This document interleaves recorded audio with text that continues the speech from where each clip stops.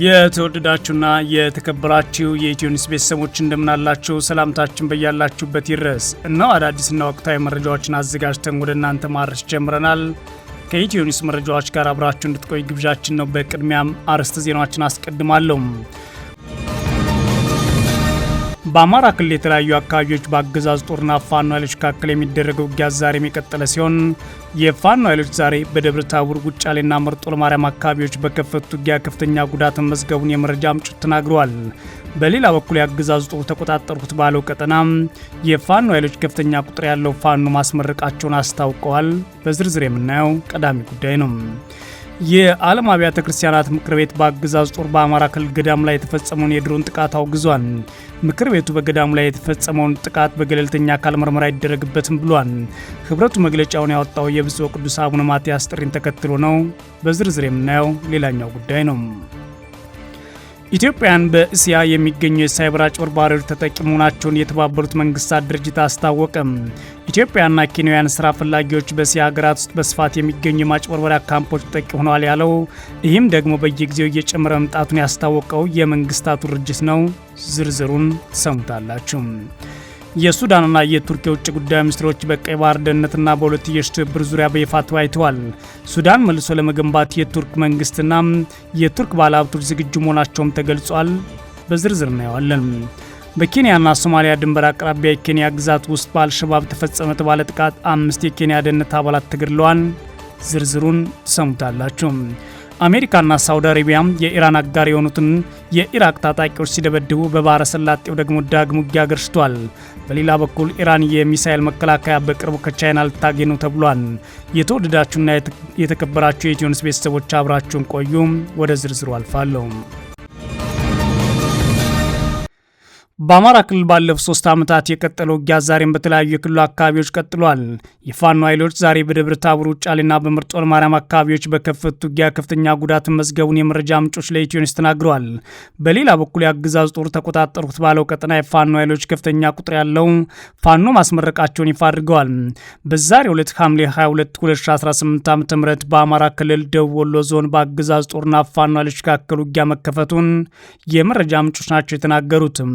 በዞኑ አምባሰል ወረዳ ውጫሌ ከተማ አካባቢ የተከፈተው ውጊያ ተከትሎ ከደሴ ወደ ወልዲያ የተሽከርካሪዎች እንቅስቃሴ መቆሙ የተሰማ ሲሆን በውጫሌ ከተማ ደግሞ ባንኮችን ጨምሮ የግልና የመንግስት ተቋማት ተዘግተው መቆየታቸውን ነዋሪዎች ነግረውናል።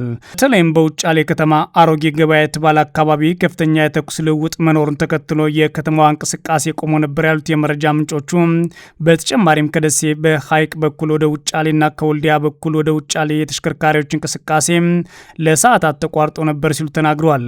በሌተናል ጄኔራል ሰለሞን ይተፋ የመራው የአገዛዝ ጦር ደቡብ እዝ በሌተናል ጄኔራል አድማሱ አለሙ የመራው 11ኛ እዝ የአምባሰል ተራሮችን ማዕከል ያደረገ ወታደራዊ ዘመቻ ቢከፍቱም በፋኖ ኃይሎች ከፍተኛ ጉዳት አስተናግደው ከአካባቢው እየሸሹ ናቸው ተብሏል።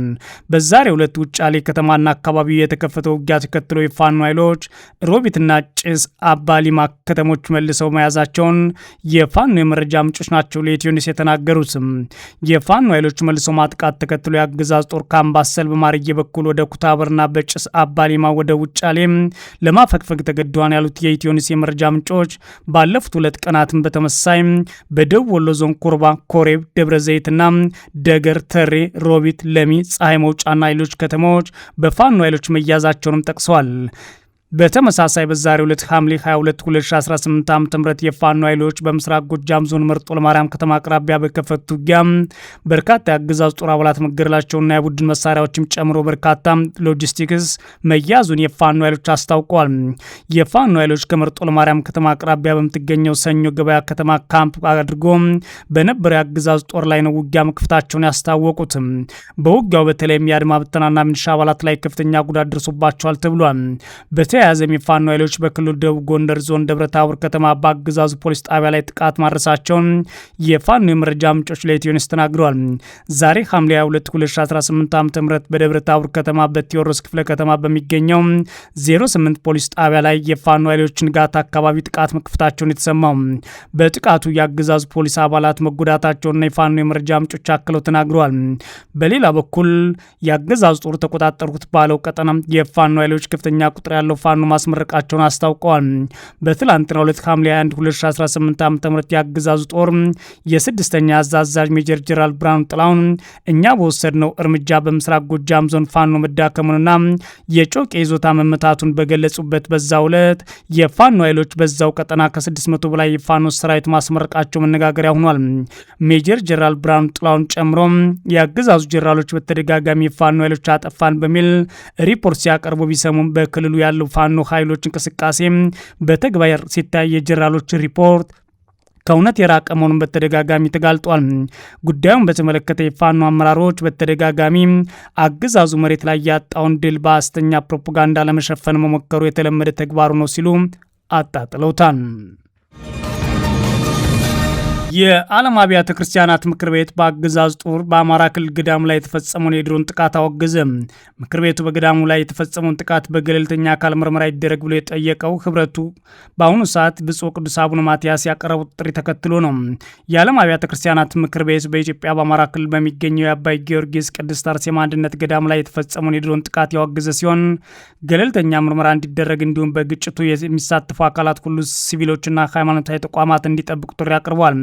ምክር ቤቱ ሐምሌ 1 ቀን 2018 ዓ.ም ባወጣው መግለጫ ዋና ጸሐፊው ሬቨርድ ፕሮፌሰር ዶክተር ጄሪ ፒሌይ እና ሐምሌ 15 ቀን 2018 ዓ.ም ተፈጽሟል የተባለውን ጥቃት አውግዘዋል። ጥቃቱ ለሃይማኖታዊ በዓል ምግብ ለማዘጋጀት በገዳሙ ተሰብስበው የነበሩ ገዳማውያን ጨምሮ የሁለት ሲቪሎች ህይወት ማለፉን እና በርካቶች መቁሰሉን ሰምቻለሁ ብሏል። በአምልኮ ስፍራው ላይ ተፈጽሟል የተባለውን ጥቃት እንዲሁም የሲቪል መገደልና መቁሰል እጅግ የሚያሳዝንና ፈጽሞ ተቀባይነት የሌለው ነው ያሉት ፒሌይ ሃይማኖታዊ ተቋማትና ሲቪሎች በመቼውም ጊዜም ቢሆን የጥቃት ኢላማ መሆን ወይም በወታደራዊ እርምጃዎች መስመር ውስጥ መግባት የለባቸውም ብሏል። የዓለም አብያተ ክርስቲያናት ምክር ቤት በድርጊቱ ላይ አስቸኳይ ግልጽና ገለልተኛ ምርመራ እንዲደረግ ጠይቆ ተጠያቂ የሆኑ አካላት ለፍርድ እንዲቀርቡ አሳስቧል። በተጨማሪም በተለይም ያገዛዙ ጦርና በግጭቱ የሚሳተፉ አካላት ዓለም አቀፍ የሰብአዊ መብት ህጎችንና ሲቪሎችን የአምልኮ ቦታዎች ስፍራዎችን የመጠበቅ ግዴታዎችን ማክበር አለባቸውም ብሏል። ዶክተር ጄሪ አክለውም የኢትዮጵያ አገዛዝና በግጭት ውስጥ ያሉ አካላት ሁሉም ጥቃቱን እንዲያቆሙና በአማራ ክልል ላለው ጦርነት ሰላማዊ መፍትሄ እንዲፈልጉ አሳስበዋል። ምክር ቤቱ ለተገደሉ ሰዎች ቤተሰቦች መጽናናትን፣ ለቆሰሉት ደግሞ ማገገምን የተመኘ ሲሆን ለኢትዮጵያ ኦርቶዶክስ ተዋሕዶ ቤተክርስቲያንና ለኢትዮጵያ ሕዝብ የተሰማውን ሐዘንም ገልጿል። የዓለም አብያተ ክርስቲያናት ምክር ቤት በተለይም ደግሞ በዚህ ክስተት ውስጥ ተሳትፈዋል ያላቸው ኃይሎች አስቸኳይ ምርመራ ተደርጎ እርምጃ ሊወሰድባቸው ይገባል ነው ያለው። ይህ የዓለም አብያተ ክርስቲያናት ምክር ቤት መግለጫ የወጣው የኢትዮጵያ ኦርቶዶክስ ተዋሕዶ ቤተክርስቲያን ፓትርያርክ ብፁዕ ቅዱስ አቡነ ማትያስ በአማራና በከፊል የኢትዮጵያ ክልሎች በተለይም ደግሞ በደቡብ አካባቢዎች በገዳማት በአብያተ ክርስቲያናት በመነኩሳት ካህናትና ምዕመናን ላይ እየጨመረ የመጣውን ጥቃት በጽኑ ካወገዙ በኋላ ነው። ፓትርያርኩ ጥፋተኞች ለፍርድ እንዲቀርቡ ጠይቀው ባለስልጣናት የሃይማኖት ተቋማትና ሲቪሎችን መጠበቅ አልቻሉም፣ ሊጠብቁ ግዴታቸው ነበር ብለዋል። ብፁዕ ቅዱስ አቡነ ማትያስ ባለስልጣናት ሲቪሎችና የሃይማኖት ተቋማት የታጠቁት ጥቃት እንዲጠብቁና አጥፊዎች ጥያቄ እንዲሆኑ መጠየቃቸው ባለፉት ሳምንት ነበር በይፋ የጠየቁትም። በሰኔ ወር ፓትርያርኩ በኦሮሚያ ክልል ምስራቅ አርሲ ዞን በተከሰቱ አሰቃቂ ጥቃቶች በርካታ ሲቪሎች ከተገደሉ፣ አብያተ ክርስቲያናት ከወደሙና በመቶዎች የሚቆጠሩ ከተፈናቀሉ በኋላ የፌዴራሉ አገዛዝ የክልልና የአካባቢ ባለስልጣናት ተደጋጋሚ ግጭቶች በአስቸኳይ እንዲያቆሙ ጥሪ አቅርበው ነበር።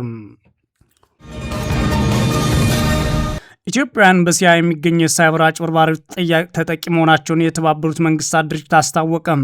ኢትዮጵያውያንና ኬንያውያን ስራ ፈላጊዎች በእስያ ሀገራት ውስጥ በስፋት የሚገኙ የማጭበርበሪያ ካምፖች ተጠቂ መሆናቸው በየጊዜው እየጨመረ መጥቷል። ምን ያለው ድርጅቱ የመንግስታቱ ድርጅት የስደተኞች ኤጀንሲ የወንጀል መረቦች ከአገር ውጭ ስራ የሚፈልጉ ሰዎችን በመመልመል ጥብቅ የሆነ ጥበቃ በሚደረግባቸው ካምፖች ውስጥ በማስፈራራት ድብደባና ስቃይ በመፈጸም የሳይበር ማጭበርበሪያ እንዲፈጸሙ እያደርጓቸው ይገኛሉ ብሏል።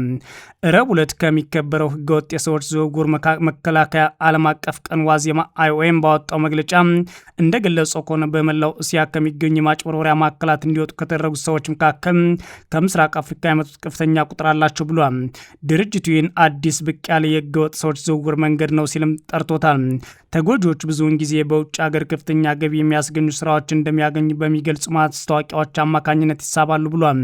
ይሁን እንጂ ወደ ታለመላቸው ስፍራ ሲደርሱ ፓስፖርታቸው ይወሰድባቸዋል። እንዲሁም በቋሚ ክትትል ስር ሆነው በኦንላይን የማጭበርበር ስራዎች ላይ ይሰራሉ ብሏል።